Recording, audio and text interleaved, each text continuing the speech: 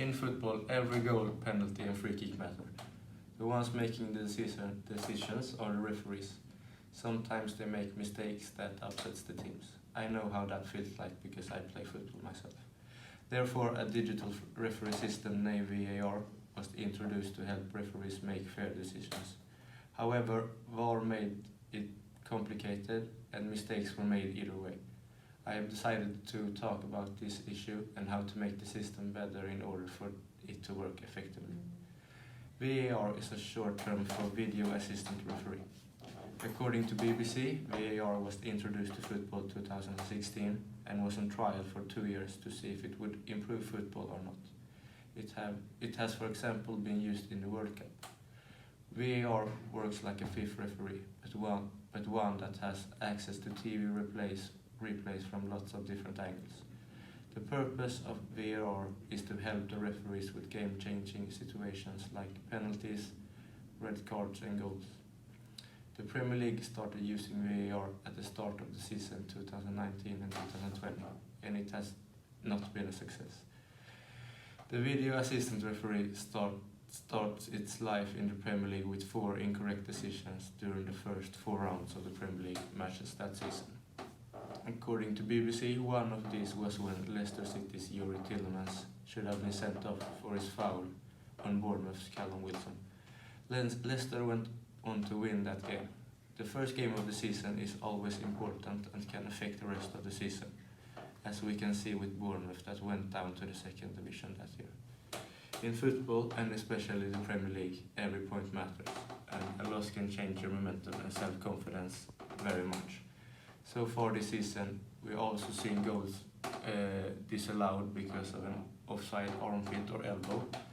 For example, Liverpool's game winner versus Everton last month. As you can see on this picture here, not fucking offside. Yes. Okay. Goals are also disallowed for handball in the build-up to goals. For example, a handball on Liverpool's Alexander Arnold in the build-up to Liverpool's 1-0 goal versus Man City last season to help them win the league and later win the game and later the league, as you can see on that picture down there. And also a penalty is not given for blatant fouls. According to SVT, during 3 games on the same day, 1 penalty decision was incorrect in each game that helped those 3 teams win that game. Many people, including myself, were very excited to see how VAR would work due to many mistakes from referees in the past. I thought that VAR would make it much better, however, that hasn't been the case. A survey from 2019 that was done by GiveMeSport.com asked 1,500 people in Great Britain what they thought of VAR, and their results were shocking.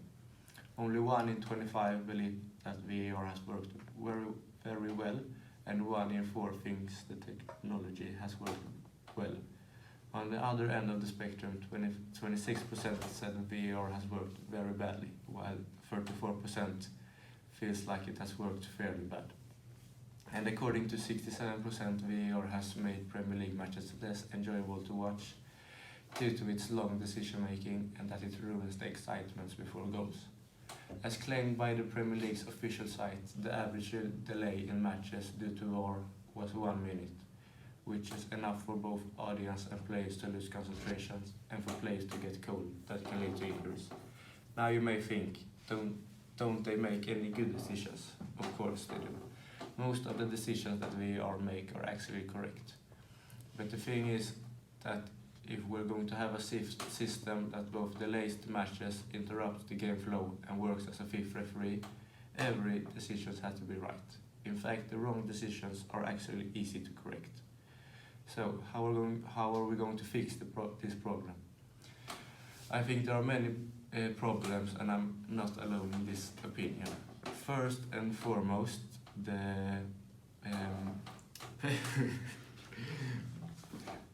offside and penalty decisions needs to be handled in a better way. You can't be offside with a body part that you can't even score a goal with. A suggestion is that offsides only apply when it's legs, head or the whole upper body that crossing the offside line. The penalties have to be judged tougher and with specific rules. In order to VAR to work, the referees have to be comfortable with the system, and the players and audience have to be informed what the rules are, and they need to be updated on what's going on with the system.